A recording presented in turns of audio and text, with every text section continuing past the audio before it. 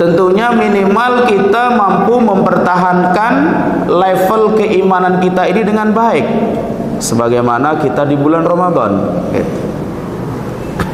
Makanya salaf soleh kita itu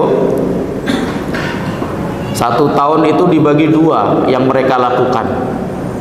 6 bulan pertama mereka berijtihad, berupaya keras, berdoa kepada Allah untuk bisa disampaikan Ramadan. Setelah Ramadan selesai, 6 bulan selanjutnya mereka berupaya keras, berjuang keras untuk bisa terus mengamalkan amalan-amalan yang mereka lakukan sesuai atau sama dengan yang apa mereka lakukan di selama Ramadan, agar diterima oleh Allah Subhanahu wa ta'ala. Kita baru sekitar 10 hari kita, ya, atau 2 minggu, kita masuk minggu kedua, belum selesai kita meninggalkan bulan Ramadan. Berarti hari-hari seperti ini jangan sampai iman kita udah habis atau udah menipis, padahal Ramadan baru aja 2 minggu yang lalu, belum ada. Atau hari-hari seperti ini jangan sampai kita udah ngarep-ngarep pengen banyak maksiat lagi, kan udah nggak Ramadan. Taatnya nanti aja setelah saat Ramadan datang. Eman hidup sekali aja, masa nggak dipuas-puasin? Puas-puasin dalam kemaksiatan. Nauzubillah min zalik. Jangan sampai terpikirkan pada hati kita atau diri kita, selesai Ramadan waktunya memuaskan diri kita dengan kemaksiatan. Wal'iyadzubillah. Semoga Allah melindungi kita dari pikiran yang seperti itu, atau bisikan-bisikan setan yang seperti itu. Hari-hari ini sampai seterusnya kita tetap berada dalam janji kita kepada Allah Subhanahu wa ta'ala untuk tidak bermaksiat sebagaimana yang kita lakukan saat kita berada di bulan Ramadan. Berkata salah seorang sahabat Rasul Muhammad sallallahu alaihi wasallam, ya, ini bukan hadis Nabi ya, tapi ini maknanya luar biasa. Apa beliau katakan? Man shoma ramadhana wa huwa yuhaddisu nafsahu annahu in aftara ramadhana alla ya'siyallah dakhalal jannata bighairi mas'alatin wala hisab. Barang siapa yang tadinya puasa Ramadan, kemudian dia berbicara, menjanji dirinya bahwa nanti kalau sudah selesai Ramadan, datang hari raya Idul Fitri, dia berjanji agar tidak bermaksiat lagi kepada Allah sebagaimana yang dia lakukan di kala Ramadan. Ya, dia bilang kepada dirinya, wahai diri, sebagaimana engkau sekarang taat kepada Allah, sebagaimana engkau sekarang membersamai Al-Quran, engkau sekarang sering melaksanakan sholat-sholat, sering bangun malam, nanti selesai Ramadan kalau sudah Idul Fitri, wahai diri, berjanji ya, jangan lakukan maksiat lagi kepada Allah dengan alasan Ramadannya sudah selesai. Barang siapa yang melakukan itu, dakhalal jannata bighairi mas'alatin wala hisab. Dia akan masuk surga tanpa ada pertanyaan apapun dan tanpa ada hisab. Masya Allah.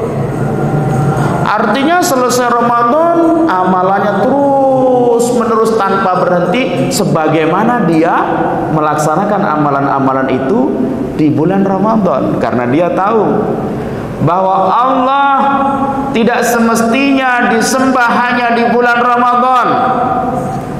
Allah adalah Allah di seluruh bulan-bulan lain selain bulan Ramadan. Memang Ramadan diistimewakan dibandingkan bulan-bulan lain selain Ramadan. Akan tetapi bagaimana perasaan kita seandainya kita seorang raja, atau kita seorang pimpinan, atau kita seorang orang tua, memberikan kesempatan 1 minggu atau 1 hari agar mereka taat pada kita, kemudian di hari-hari itu mereka bermaksiat kepada kita, habis-habisan bermaksiat pada kita, tentunya kita marah dan kita murka. Walaupun Allah Subhanahu wa taala Maha Kaya, tidak butuh dari ketaatan kita, karena ketaatan kita tidak menambahi kerajaan Allah sedikit pun. Ketaatan kita hakikatnya kembali pada diri kita sendiri. Akan tetapi Allah kasihan pada kita seandainya kita tidak mentaatinya kecuali di bulan Ramadan tersebut. Masih lanjutan pada perkataan Al-Ka'ab tersebut, wa man shoma ramadhana wa huwa yuhaddisu nafsahu, barang siapa yang puasa Ramadan selesai kemudian dia menjanjikan pada dirinya, berkata kepada dirinya, annahu idza aftara, nanti kalau sudah selesai Ramadan, datang hari raya Idul Fitri, masuk bulan selanjutnya, bulan Syawal, asa rabbahu, dia akan bermaksiat kembali kepada Tuhannya. Jadi Ramadan dia memang menahan nafsunya demi Allah Subhanahu wa taala, tapi di hatinya nanti Ramadan selesai, Ramadan usai, saya akan balas dendam untuk bermaksiat kepada Allah Subhanahu wa taala. Fasiyamuhu alaihi mardudun, semoga kita tidak termasuk di antara orang tersebut. Maka puasa orang tersebut dianggap tidak diterima di sisi Allah. Wal'iyadzu billah. Janji kepada Allah lebih besar tanggung jawabnya daripada janji kita kepada sesama manusia. Dan janji itu tidak boleh kita ingkari. Janji kita kepada Allah, an na'budallaha wa la nusyrika bihi syai'a, menyembah Allah, tidak mensekutukannya dengan apapun. Wa alla na'siyahu fis sirri wal alan, dan agar kita tidak bermaksiat kepada Allah Subhanahu wa taala baik fis sirri, baik dalam kesendirian kita, wa fil alan, maupun dalam keramaian kita. Itu harus terus dipegang jamaah yang dirahmati Allah Subhanahu wa taala. Di tengah jalan banyak godaan, banyak bisikan syaitan, banyak rintangan sehingga kita tergelincir melakukan maksiat. Jangan sampai maksiat yang kita lakukannya dengan sengaja. Kalau terjadi kemaksiatan yang kita tidak sengaja atau kita tidak kuat menahannya, langsung kita ikuti kemaksiatan tadi dengan melaksanakan kebaikan-kebaikan. Wa atbi'is sayyi'atal hasanata tamhuha, dan berbuatlah kebaikan setelah melaksanakan keburukan. Niscaya kebaikan tadi menghapus keburukan yang tadi sudah dilakukan. Kita sekarang dalam rangka masih berada dalam janji Allah, janji kepada Allah sampai kita mati. Sebagaimana pesan yang sudah diwasiatkan oleh Allah kepada kita, ya ayyuhalladzina amanu taqullaha haqqa tuqatih wa la tamutunna illa wa antum muslimun. Selama kita masih dalam keadaan hidup, selalu bertakwa dengan takwa yang sebetul-betulnya. Tidak boleh kita meninggalkan dunia ini, tidak boleh kita mati kecuali kita terus berpegang kepada agama Islam yang mulia ini. Ini yang pertama. Jadi jangan sampai terbesit di hati, ini Ramadan sudah usai, kemudian kita berpikir untuk balas dendam, bermaksiat sebanyak-banyaknya, kemudian berpikir nanti datang Ramadan saya akan tobat setobat-tobatnya. Jangan, ya, jangan sampai. Semampu mungkin dan semaksimal mungkin kita berjanji pada Allah dan diri kita, ya Allah, kuatkan saya untuk tidak bermaksiat kepadamu, sekecil apapun maksiat itu. Jadikan kami hamba-hambamu yang istiqomah. Masya Allah. Ada salah seorang bertanya kepada salah seorang ulama namanya Imam Bishr Al-Hafi. Dia datang bertanya, wahai Imam, inna qauman yata'abbaduna fi Ramadan wa yajtahiduna fil a'mal. Ada sekelompok kaum, mereka luar biasa giat, rajin dalam beribadah dan beramal di bulan Ramadan. Faidan salakha taroku, kalau Ramadan udah selesai, mereka tidak mau lagi beramal baik sebagaimana di bulan Ramadan. Bagaimana orang tersebut wahai Imam? Dijawablah oleh Imam Bishr Al-Hafi, qala, dia berkata, bi'sal qaumu qaumun la ya'rifunallaha illa fi Ramadan. Seburuk-buruk kaum adalah kaum yang hanya mengenal Allah di bulan Ramadan saja. Ramadan luar biasa, nggak pernah absen dari amal-amal soleh yang sangat banyak sekali. Selesai Ramadan tidak pernah melakukan lagi hal-hal tersebut. Ya, puasa 30 hari dia merasa udah cukup, setelah Ramadan nggak mau lagi melaksanakannya. Padahal di sana masih banyak lagi kesempatan-kesempatan puasa. Sholat di masjid nggak pernah berhenti, jamaahnya bahkan tepat waktu luar biasa. Selesai bulan Ramadan ada azan, tidak segera bergegas ke masjid, malah menunggu qomat nanti dulu, belum qomat, wal-iyazubillah. Dan banyak lagi. Jangan sampai kita mengenal Allah hanya di bulan Ramadan, jamaah. Karena Allah Tuhan yang patut disembah dan ditaati di seluruh bulan-bulan, termasuk selain bulan Ramadan. Jangan sampai kita termasuk bi'sal qaumu qaumun la ya'rifunallaha illa fi Ramadan. Seburuk-buruk kaum adalah kaum yang tidak tahu dan tidak mengenal Allah kecuali di bulan Ramadan. Qala Ma'la Ibnul Fadl, salah seorang ulama berkata juga, kanu yad'una Allah Ta'ala sittata ashhurin an yuballighahum Ramadan wa yad'unahu sittata ashhurin an yataqabbala minhum. 6 bulan full mereka berdoa agar bisa dikaruniai, dihadiahi oleh Allah kenikmatan ibadah dan ketaatan di bulan Ramadan. Selesai Ramadan, orang-orang terdahulu kita berdoa terus menerus agar Ramadan yang sebulan tadi diterima. Bagaimana cara berdoanya? Terus berusaha mengupayakan amalan-amalan sebagaimana mereka melakukannya di bulan Ramadan. Masya Allah. Ada sebagian salaf kita mengatakan juga, adraktu aqwaman la yazidu dukhulu Ramadan min a'malihim syai'an wala yanqusu khurujuhu min a'malihim syai'an. Orang-orang salaf soleh kita terdahulu, baik bulan Ramadan maupun selain bulan Ramadan, masuknya bulan Ramadan ataupun keluarnya bulan Ramadan, tidak menambah dan tidak mengurangi amal baik mereka sedikit pun. Sebagaimana dia bulan Ramadan full membersamai Al-Quran, qiyamnya luar biasa, tahajudnya tidak berhenti, sholat jamaahnya, sedekahnya,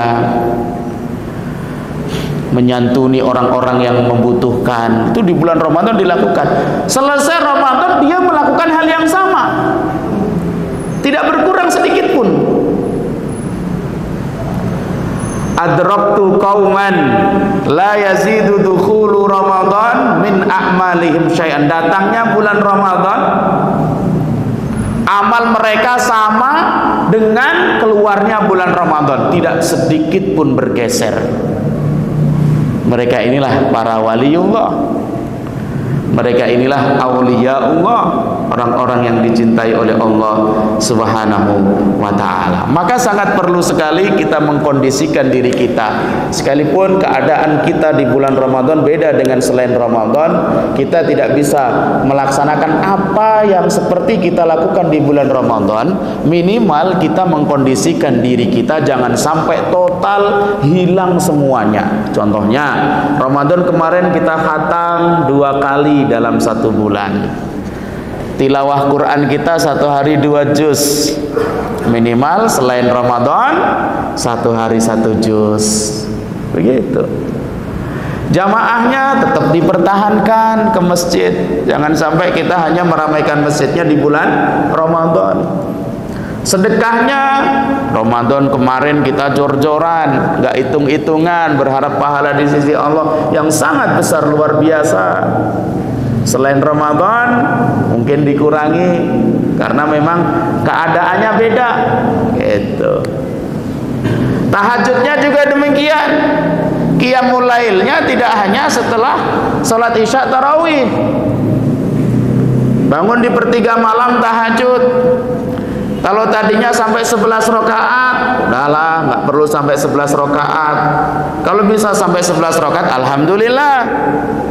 Karena Rasulullah SAW di Ramadan maupun selain Ramadan, qiyamul lailnya sampai 11 rakaat terus menerus.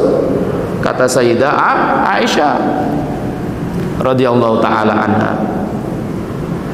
2 rakaat tahajud, kemudian 1 rakaat witir, ditutup malam harinya, sholat malam harinya dengan witir, atau 3 rakaat witir, 5 rakaat jadinya, minimal begitu jamaah. Ya.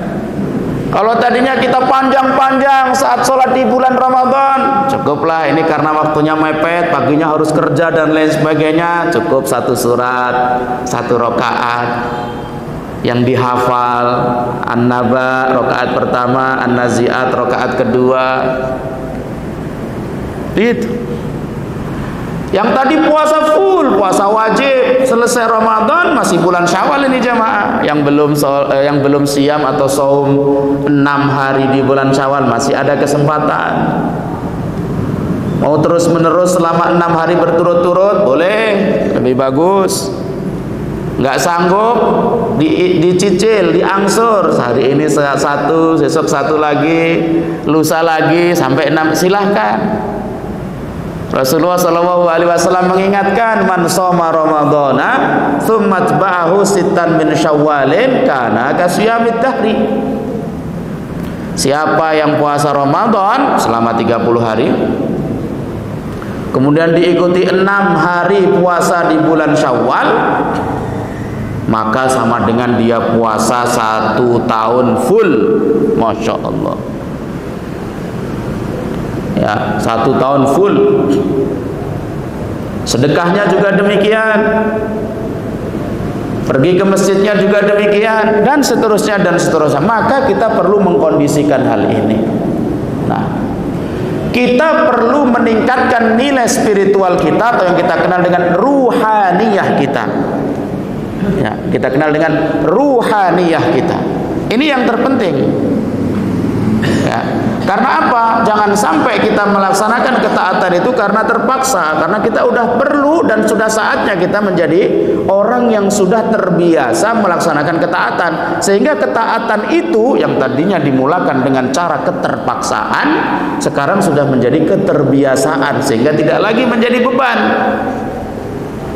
tidak lagi berat untuk kita lakukan. Maka ini kita perlu 2 hal yang kita kenal dengan al-janib ad-dakhili wal janib al-khariji. Al-janib ad-dakhili, sisi dalam diri kita atau an-nafsi, internal diri kita.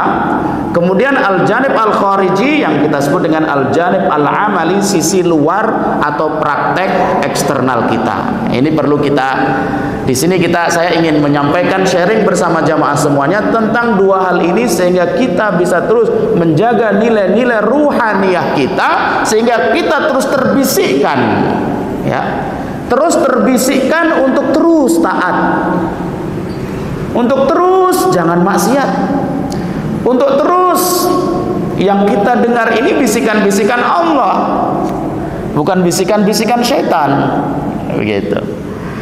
Nah, dalam hal yang pertama, yang internal, yang ada pada jiwa kita sendiri, di sini ada 3 hal yang perlu kita tanam baik-baik. 3 hal ini yang ada pada diri kita. Pertama adalah dawam muraqabatillah. Dawam muraqabatillah. Dawam itu terus menerus senantiasa muraqabah kepada Allah Subhanahu wa taala. Ini sulit sekali. Ya. Ini adalah makom yang paling tinggi kalau dalam tingkatan keislaman. Islam, iman, namanya ihsan. Muraqabatullah itu ihsan. Apa itu? Dalam hadis Jibril alaihissalam, Rasulullah sallallahu alaihi wasallam ditanya oleh beliau, malaikat Jibril, tentang apa itu al-ihsan. Beliau Rasul kita Muhammad sallallahu alaihi wasallam mengatakan, an ta'budallaha ka'annaka tarah, fa in lam takun tarahu fa innahu yaraka. Senantiasa engkau menyembah Allah Subhanahu wa taala seakan-akan engkau melihatnya di depan kamu. Kamu dikontrol selalu, diawasi selalu. Fa in lam takun tarahu, kalau engkau enggak mampu menghadirkan Allah melihat kamu, fa innahu yarak, hadirkan keyakinan kamu bahwa Allah melihat kamu. Kamu melihat Allah dalam setiap amal aktivitas kamu, atau yakinkan diri kamu bahwa Allah melihat kamu dalam segala aktivitas kamu. Ini dawam muraqabatillah. Dengan cara dawam seperti ini, setiap ada bisikan syaitan untuk melakukan maksiat, langsung kita dibisikkan bisikan-bisikan Allah Subhanahu wa taala. Berhenti, jangan lakukan itu. Ya, ayo balik, ayo tobat, ayo istighfar, ayo lakukan kebaikan, ayo hukum diri kamu. Berjanjilah lagi, perbarui tobat kamu, perbarui niat kamu. Ingat kenapa kamu hidup, untuk apa, dan mau kemana. Langsung datang bisikan-bisikan dari Allah Subhanahu wa ta'ala. Ini dari dalam diri kita, harus kita hadirkan itu jamaah semuanya. Ya. Banyak contoh-contoh dalam kitab-kitab para ulama kita yang diceritakan tentang nilai muraqabatullah ini. Di antaranya Imam Al-Ghazali menceritakan dalam kitabnya, annahu kana 'inda Yunus. Dia pernah bermain bersilaturahim di tempatnya Yunus ibnu Ubaid. Ya. Kemudian dia mendapati di sana banyak sekali baju-baju yang mahal luar biasa. Baju yang sangat mahal luar biasa. Bahkan salah satu harga baju tersebut ada 400 dirham. Ada juga yang harganya 200 dirham. Kemudian beliau pergi sholat ke masjid. Ya, Imam Ghazali meninggalkan salah seorang saudaranya di tokonya Yunus ibnu Ubaid tadi yang jualan baju yang mahal-mahal tadi. Kemudian datang orang Arab, Badui, orang kampung yang nggak tahu harga-harga di pasar, yang nggak tahu harga-harga di pasar, melihat kemegahan, keindahan, bagus sekali baju itu. Akhirnya apa? Dia mau beli baju itu tadi. Kan tadi ada harga baju yang 400, ada harga baju yang 200. Gitu. Akhirnya disodorkan kepada orang Arab Badui tadi baju yang mestinya harganya 200 dirham. Tapi dijual dengan harga 400. Orang Arab Badui tadi oke, bagus ini. Senang sekali. Akhirnya dibeli dengan harga 400, padahal harga aslinya 200. Ya. Akhirnya apa? Orang Arab Badui tadi menuju ke masjid, ketemulah Imam Ghazali. Ditanya, berapa kau beli baju ini? 400. Imam Ghazali marah. Saya tahu harga baju ini adalah 200, bukan 400.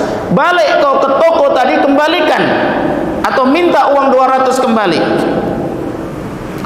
Setelah sampai sana diterima oleh Yunus, penjual baju tadi, Yunus ibnu Ubaid. Ya. Ditanya dan lain sebagainya. Akhirnya apa? Saudaranya tadi diingatkan oleh Al-Imam Al-Ghazali dan mengatakan, silakan kamu ambil untung, tapi jangan sampai kamu ambil untung senilai harga barang itu. Padahal dalam fikih silakan saja loh Pak ya, mengambil untung itu. Tapi para orang-orang salaf soleh kita takut syubhat yang luar biasa. Dan inilah nilai muraqabah tersebut. Barangnya harga 2 juta, jangan sampai kita jualnya 4 juta. Sama dengan sini tadi. Walaupun orang yang membeli itu ridho dan oke, tapi mestinya kita ada saat jual beli itu ada nilai tanasuh, nasihat menasehati, ya, memberikan kabar sebetulnya harga barang ini. Nah, ini nggak pernah terjadi di kalangan para pedagang kita ini. Makanya at-tajirus shadiq, para pedagang yang jujur itu nanti di hari kiamat dikumpulkan, digiring bersama para nabi dan orang-orang yang siddiqin wassolihin. Karena banyak sekali pedagang yang curang. Nah, muraqabatullah itu semuanya hadir karena kita muraqabatullah subhanahu wa ta'ala. Maka hadirkan Allah subhanahu wa ta'ala dalam setiap kesempatan kita. Banyak lagi cerita di masa Sayyidina Umar ibnul Khattab radhiyallahu ta'ala anhu, diceritakan oleh Abdullah bin Dinar. Kata beliau, saya pernah keluar bersama Sayyidina Umar ibnul Khattab radhiyallahu ta'ala menuju Mekah, jalan-jalan keliling. Kita ketemu dengan para penggembala, orang yang kerjanya gembala kambing. Bukan kambing dia, kambingnya tuannya, begitu. Kemudian Sayyidina Umar, tidak semua orang tahu siapa Sayyidina Umar, ya kan? Kalau dia adalah khalifah, tidak semua tahu. Karena dulu beda dengan sekarang. Sekarang dilihat di TV, dulu nggak ada. Foto pun nggak ada, jadi nggak tahu. Bertanya kepada penggembala tadi, ya ra'i, wahai penggembala, tolong berikan saya 1 kambing dari kambing-kambing yang banyak ini. Dia menggembala banyak sekali kambing. Kata penggembala tersebut, ini bukan milik saya hanya kerja menggembala. Kemudian ditanya oleh Sayyidina Umar, nanyanya ini ngetes, serahkan saja 1 kepada saya, nanti kamu laporkan kepada tuan kamu, 1 kambing kamu dimakan oleh serigala, kan beres. Kemudian penggembala tersebut mengatakan, terus di mana Allah? Aina Allah? Terus di mana Allah? Memang nggak ada yang melihat sekarang ini kecuali saya dan engkau. Kalau saya bilang kepada Tuhan saya itu tadi dimakan oleh serigala, mungkin dia akan percaya. Tapi Allah subhanahu wa ta'ala maha melihat atas segala-galanya, melihat perbuatan-perbuatan tersebut. Masya Allah. Kemudian menangislah Sayyidina Umar melihat muraqabah yang dimiliki oleh seorang penggembala tersebut. Ketika melihat kejujuran yang luar biasa si penggembala tersebut, Sayyidina Umar mencari siapa tuannya. Dicarilah tuannya, kemudian penggembala yang tadinya budak itu dibeli oleh Sayyidina Umar dan dimerdekakan oleh Sayyidina Umar. Allahu Akbar. Dan banyak lagi cerita di masa Sayyidina Umar radhiyallahu taala anhu juga ada seorang wanita, ya, yang terkenal ceritanya di masa beliau, seorang wanita yang diajak oleh ibunya untuk menyampurkan susunya yang akan dijual belikan di pasar, dicampur dengan air biar dapat untung lebih banyak, ya, untuk menipu masyarakat, ya. Kemudian seorang wanita tersebut mengingatkan kepada ibunya, wahai ibu, kata ibunya, kan Umar nggak tahu, kita nggak akan dapat hukuman dari dia. Ya, wahai ibu, sekalipun Umar nggak tahu, tapi Tuhannya Umar dan Tuhan kita semuanya melihat dan mengetahui. Muraqabatullah subhanahu wa ta'ala. Cerita lagi di masa Sayyidina Umar, karena banyak terjadi perang di masa itu, ada salah seorang suami ikut pergi perang, lama sekali pergi ikut perang. Istrinya di rumah ditinggal, kangen. Suami istri kalau ditinggal saling LDR itu kangen gitu. Kalau bukan karena takwanya kepada Allah, kalau bukan karena muraqabahnya kepada Allah Subhanahu wa taala, mungkin dia sudah selingkuh dan sudah serong atau melakukan perzinaan dengan lelaki lain. Sayyidina Umar mendengar rintihan tersebut, wanita tersebut, kemudian bertanya kepada adiknya, berapa lama wanita sanggup ditinggal suaminya, tidak digauli? Kemudian dijawabnya 40 hari. Akhirnya Sayyidina Umar memerintahkan agar para mujahidin yang sudah lewat 40 hari untuk pulang bergantian. Muraqabatullah jamaah. Kita selalu menghadirkan Allah Subhanahu wa taala baik dalam kesendirian kita maupun di tengah-tengah keramaian kita. Dengan muraqabah seperti ini, kita selalu mendapatkan bisikan-bisikan positif untuk tidak bermaksiat kepada Allah. Bisikan setan yang terus-menerus tidak berhenti, kita lawan dengan bisikan-bisikan Allah Subhanahu wa taala yang mengatakan ittaqillah haitsuma kunta, bertakwalah kepada Allah Subhanahu wa taala dimanapun engkau berada. Yang kedua jamaah yang dirahmati oleh Allah Subhanahu wa taala, selain dawam muraqabatillah tadi, senantiasa muraqabah kepada Allah, yang kedua kita mengingat-ingat kematian dan kejadian setelah kematian. Ini selalu, biar kita selalu terbisikkan, hidup kita ini nggak lama. Orang yang dalam khayalannya, bayangannya, dia selalu mengingat kematian, dan kematian itu akan mendatangi dia kapanpun, tak peduli dia dimanapun, tak peduli dalam keadaan umur berapapun. Sekarang yang muda-muda itu sok-sokan nggak takut mati, karena dia ngerasa mati itu kan nanti kalau udah tua. Nah, ini musibah, ya kan? Apalagi kalau udah tua, udah nggak ingat mati lagi, wah ini lebih musibah. Orang kata Pak Ustadz, mati nggak ingat tua dan nggak ingat muda. Yang muda banyak yang lebih mati, yang tua kemudian bersombong diri. Ya jangan sampai. Semuanya baik yang tua maupun yang muda menghadirkan kematian itu selalu ada di pikirannya, ya, bahwa dia nanti akan masuk ke dalam kuburan. Dan kuburan itu ada dua nanti. Imma ada kalanya dia akan menjadi taman-taman surga sampai menuju akhirat nanti. Ada kalanya menjadi lubang-lubang neraka menunggu dia di sana di kuburan sampai pada datang hari kiamat nanti. Sehingga apa? Kalau kita mengingat kematian terus-menerus pada diri kita, kita akan takut sama Allah Subhanahu wa taala. Tidak ingin bermaksiat kepadanya. Terus muraqabah yang pertama tadi dikuatkan dengan kita selalu mengingat kematian ini. Dengan takut kepada Allah, kita terdorong untuk melaksanakan selalu amal soleh. Jadi sekalipun tidak ada di bulan Ramadan, kita terus melaksanakan amal soleh. Dengan berharap selalu kepada Allah, semoga dikumpulkan nanti, dibangkitkan bersamai para an-nabiyyin, para nabi, as-siddiqin, orang-orang yang siddiq, asy-syuhada, orang-orang yang mati syahid, as-shalihin, orang-orang yang saleh di sisi Allah Subhanahu wa taala. Selalu mengingat kematian-kematian tersebut. Oleh karenanya jamaah yang dirahmati oleh Allah Subhanahu wa taala, Rasul kita Muhammad sallallahu alaihi wasallam menyuruh kepada kita semuanya untuk mengingat kematian tersebut. Dalam riwayat Imam At-Tirmidzi dari sahabat Abu Hurairah radhiyallahu taala anhu, Rasulullah sallallahu alaihi wasallam bersabda, aksiru dzikra hadhimil ladzat, perbanyaklah kalian mengingat-ingat sesuatu yang bisa menghilangkan kelezatan dunia. Apa itu? Kematian. Ya. Tidak berarti Islam mengharamkan sesuatu yang lezat di dunia, enggak. Islam membolehkan.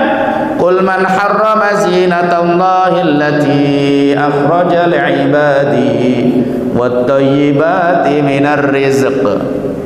Semua yang Allah ciptakan di atas muka bumi ini yang indah-indah, yang lezat-lezat untuk kita semua. Ya, karena kita terdorong ingin selalu takwa, ingin selalu beramal soleh, kita harus sering-sering mengingat kematian ini, sehingga kenikmatan yang luar biasa Allah berikan tadi tidak membuat kita lalai.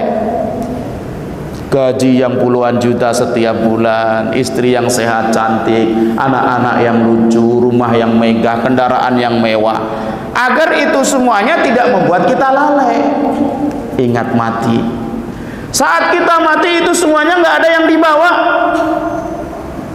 Bahkan dalam keterangan lain, agar kita susah ingat mati, ziarah kubur orang tua, ya, tidak waktu-waktu tertentu, ya. Kuntu nahaitukum an ziyaratil kuburi ala fazuruha, kata Rasulullah, ziarah kuburlah. Karena apa? Karena ziarah kubur adalah fa innaha tuzakkirul akhirah. Itulah tempat masa depan kita yang hakiki, kuburan itu. Kalau kita udah dikubur di tanah tadi, sudah nggak ada guna sama sekali apa yang kita miliki di dunia ini, hadirin. Kalau kita lupa mati, udah kehidupan kita terombang-ambing tanpa arah sama sekali. Cinta dunia dan takut mati, ini satu penyakit atau dua penyakit, dua penyakit yang sama. Jangan sampai dunia ini menggerogoti kita sehingga kita buta dengan mencintainya, dengan otomatis kemudian kita takut mati, menghilangkan memori kematian dari dirinya demi untuk memuaskan dirinya dalam kehidupan dunianya, wal'iyadzubillah. Dalam keterangan ini juga Rasulullah SAW mengingatkan kepada kita untuk mempersiapkan bekal kematian kita, hadirin. Ya. Jangan sampai kita banyak berangan-angan, panjang sekali umur saya sudah sekian, pengen saya ini, pengen saya ini, pengen saya ini. Tingkat tinggi luar biasa keinginan dunianya, Masya Allah. Pasti itu muncul ya pada diri kita. Kita ini normal gitu, cita-cita yang tinggi dunia itu normal, pasti muncul. Akan tetapi kalau angan-angan harapan tentang ketinggian dunia tadi terus menghantui kita, ini bisa membuat kita jatuh. Ya, diriwayatkan oleh Imam Al-Bukhari daripada sahabat Ibnu Umar radhiyallahu taala anhu, akhadha Rasulullah sallallahu alaihi wasallam bimangkibi. Rasulullah memegang pundak saya, kata Sayyidina Ibnu Umar. Kemudian beliau berkata, kun fid dunya ka'annaka gharibun aw 'abiru sabilin. Wahai Ibnu Umar, jadilah kamu di dunia ini seakan-akan engkau adalah orang yang gharib, orang asing di negeri asing yang akan kembali kepada negeri asalmu. Dunia ini adalah negeri asing kita. Kita akan kembali pada asal muasal kita. Minha khalaqnakum wa fiha nu'idukum wa minha nukhrijukum taratan ukhra. Minha khalaqnakum, dari tanah kami ciptakan kalian. Wa fiha nu'idukum, kepada tanah kami akan kembalikan ke kalian semua. Wa minha nukhrijukum taratan ukhra, dan dari dalam tanah nanti kami akan bangkitkan kalian di hari berbangkit, hari kiamat. Ingat-ingat, gharib au abiru sabilin, atau orang yang sedang melewati jalan, sedang melakukan perjalanan. Dunia ini adalah perjalanan kita, dan akan selesai perjalanan itu nanti kalau kita udah mati. Ya. Maka Rasulullah SAW mengingatkan kepada beliau Ibnu Umar, fa idza amsaita fala tantadhir sabah. Kalau kau berada di waktu sore, nggak perlu nunggu pagi. Wa idza asbahta, atau kebalikannya, kalau kau sedang berada di waktu pagi, nggak perlu menunggu sore. Untuk apa? Untuk melaksanakan ketaatan, ketakwaan, kebaikan, amal soleh. Kebaikan nggak boleh ditunda, jamaah. Paling nanti aja, Ramadan aja nanti saya ibadahnya. Atau nanti kalau udah umur 60 baru taat, baru deket masjid, baru baca Quran, baru ngaji, belajar iqra'nya. Ya Allah, jangan sampai. Fa idza amsayta fala tantadirus sabah wa idza asbahta fala tantadiril masa wa khudh min sihhatika limaradika wa min hayatika limautika. Ambil pelajaran saat kamu sehat, ingat-ingat nanti kalau kamu sakit nggak bisa melakukan ini. Ingat pula saat kamu nanti mati nggak bisa melakukan apa yang kamu lakukan saat kamu hidup sekarang. Wa min hayatika limautika ya ayyuhalladzina amanu taqullah wal tanzur nafsum ma qaddamat lighad wattaqullah. Wahai orang-orang yang beriman, bertakwalah kepada Allah dan hendaklah setiap kalian melihat apa yang dia harus siapkan untuk hari esok saat dia mati. Di kuburannya nanti akan menjadi taman surga ataukah lubang-lubang neraka. Di akhirat nanti dia masuk surga Allah atau masuk neraka Allah. Itu yang harus diingat-ingat dan dipersiapkan. Rasulullah sallallahu alaihi wasallam dalam riwayat Ibnu Umar, datang seorang kepada Nabi dan bertanya, "Ya Rasulullah, ayyul mu'minina afdal?" Orang yang beriman yang paling utama itu siapa? Kata Rasulullah, ahsanuhum khuluqan, orang yang paling bagus akhlaknya. Wa ayyul mu'minina aqyas, orang yang beriman yang paling cerdas itu siapa wahai Rasulullah? Kalau tadi yang paling utama adalah yang paling takwa, yang paling cerdas siapa? Kata Rasulullah, aktsaruhum lil mauti dzikran wa ahsanuhum lima ba'dahu isti'dadan ulaikal aqyas. Orang yang paling cerdas adalah orang yang paling banyak mengingat kematian, dan setelah itu orang yang paling bagus menyiapkan kematian. Allahu Akbar. Mereka itulah orang yang paling cerdas. Semuanya kita akan mati. Yang membedakan kita adalah adakah mati kita nanti husnul khotimah ataukah su'ul khotimah. Adakah kita nanti mati dalam keadaan kemaksiatan ataukah ketaatan. Mati di medan juang di jalan Allah ataukah di jalan setan. Makanya menyiapkan kematian ini perlu pembelajaran dan perlu renungan yang luar biasa. Ya. Sehingga apa? Sehingga kita tidak terkecoh dalam kehidupan dunia ini. Udah lewat ya, Masya Allah. Ya, masih ada silsilah lagi. Semoga kita di lain waktu bisa berjumpa lagi. Jamaah yang dirahmati oleh Allah Subhanahu wa taala. Setelah itu ingat terus akhirat ya. Jadi muraqabatullah, ingat terus mati, kemudian ingat terus tentang akhirat agar kita selalu mendapatkan bisikan-bisikan ketakwaan, ketaatan, tidak melenceng dari jalan-jalan ketaatan bersama Allah Subhanahu wa taala. Semoga bermanfaat. Mohon maaf kalau kepanjangan, masih di bulan Syawal, minal aidin wal faizin. Mohon maaf lahir dan batin dari saya pada seluruh jamaah Masjid As-Sholihin. Jazakumullahu khairan katsira. Wassalamualaikum warahmatullahi wabarakatuh.